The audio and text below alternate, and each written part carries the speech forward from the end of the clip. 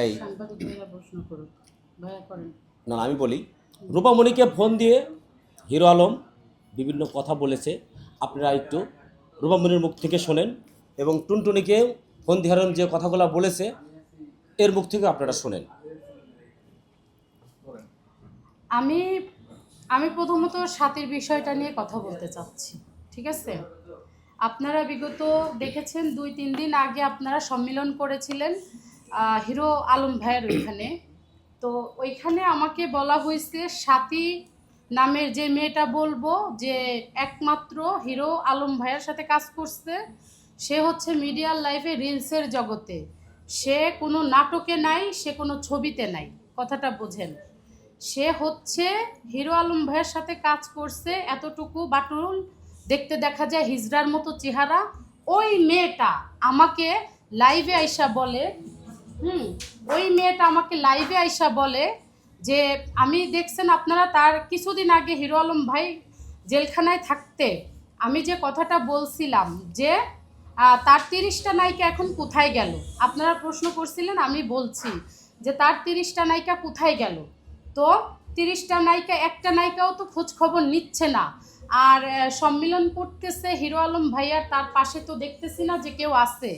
তারপরে আমাকে হচ্ছে ওনার ডিরেক্টর রবিন ভাই, সে আমাকে কল করে নিয়ে গেছে, কিন্তু আমি অনেক জায়গা থেকে ধরেন আমি যাওয়ার আমার ছিল, নিষেধ ছিল, তারপরেও কিন্তু আমি গেছি।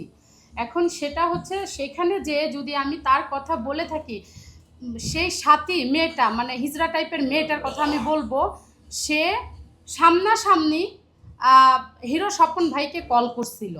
তো কল করার সাথে সে মিথিলার ব্যাপার নিয়ে অনেক কথা বলছে, জিব্বা কাটাকাটি নিয়ে অনেক কথা বলছে তাকে, আমরা এটা ওপেনলি শুনছি। শোনার পরে তখন আমি বললাম যে আজকে হিরো আলম ভাইয়া কি যেন জেলে, আর এদিকে আপনি কি সুযোগ নিচ্ছেন হিরো স্বপন ভাইয়াকে কল দিয়ে তার সাথে কথা বলতেছেন। আমি কিন্তু আবারও কথাটা রিপ্লাই করতেছি, বুঝতে পেরেছেন? আমি প্রিয় দেশবাসীর কাছে আমার এই প্রশ্ন যে তার এত কাছের নায়িকা, সে কেন তাকে কল করছে? তো আমার এই কথাটা বলাটা কি আমার অপরাধ ছিল? আর সেই জন্য সে হিরো স্বপনকে, আপনারা বিগত দেখেছেন হিরো আলম ভাইয়া ইসে জেলে যাওয়ার আগে একটা শুটিংয়ের কাজ করছিল, মানে রিলসের হচ্ছে দিয়াবাড়িতে, উত্তরা দক্ষিণখানে। তো সেইখানে তাদের সাথে গ্যাঞ্জাম হয়েছিল, তার সাথে সেখানে তাকে জুতা পিটা করার কথা বলেছিল। আমাকে বলতেছে লাইভে এসে ওপেন, বিগত 3 দিন আগে সে আমাকে বলতেছে যে ওই হিরো স্বপনকে যেটা করব সেইটা রূপা কি ওই মেয়েটাকে করব কে।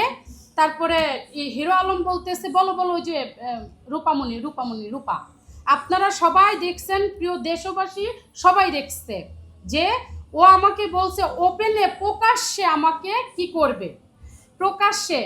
তো প্রকাশ্যে যদি ওকে করে, হ্যাঁ আপনারা প্রশ্ন করেছেন আপনি কি আইনের ব্যবস্থা নেবেন, আমি যদি এই কথা বলাতে যদি আমার কোনো আইন, দেশে যদি কোনো আইন থাকে আমার এগেনস্টে যাবে, আমি মনে করি এটা উল্টা হবে, তোমার কোনো আইন তোমার সাথে যাবে না, কারণ আমি কোনো অপরাধ কথা বলি নেই। আর তুমি আমাকে প্রকাশ্যে আমাকে দেখতে চাইছো, আমাকে জুতাপিটা করতে চাইছো।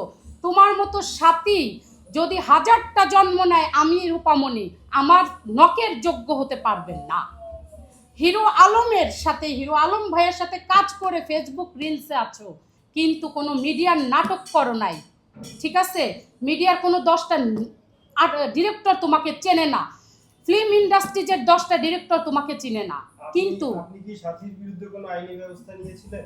আমি সাথীর বিরুদ্ধে আইনের ব্যবস্থা সাথী বলে নাই, আমিও বলি নাই, কথাটা বোঝেন। কারণ এতটুক কথায় কোনো আইনে যাওয়া যায় না, কারণ আমি তার এগেনস্টে, সে আমাকে প্রকাশ্যে আমাকে বলেছে জুতাপিটা করতে, আমি কিন্তু তার এগেনস্টে যেতে পারি।